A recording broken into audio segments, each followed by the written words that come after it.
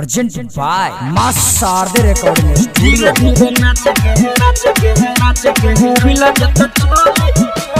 DJ Kanchan Raj,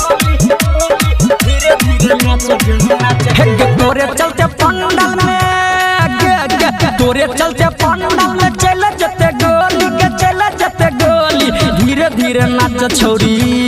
गे धीरे धीरे नाच छौरी खुल जतो चोली धीरे धीरे नाच छौरी खुल जतो चोली धीरे धीरे नाच गे तोरे चलते पंडाल में चल जते गोली के चल जते गोली धीरे धीरे नाच छौरी गे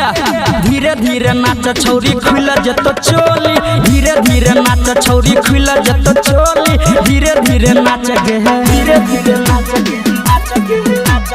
खुल जतो चोली DJ Kanchan Raj, धीरे धीरे नाच गे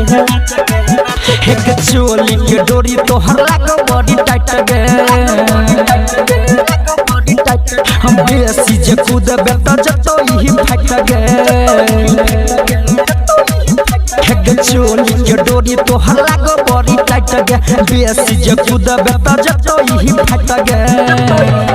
एक तोहरा जवानिया के लागे जतो बोली के लागे जतो बोली धीरे धीरे नाच छौरी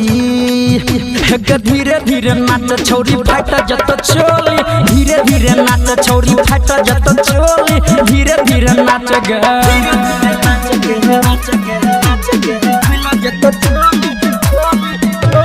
DJ Kanchan Raj,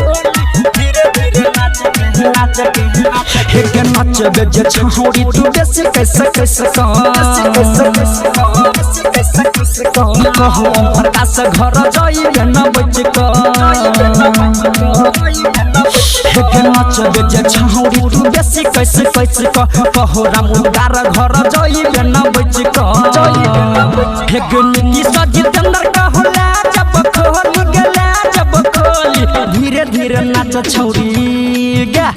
धीरे धीरे नाच छौरी खुल जतो चोली धीरे धीरे नाच छौरी खुल जतो चोली धीरे धीरे नाच गे धीरे धीरे नाच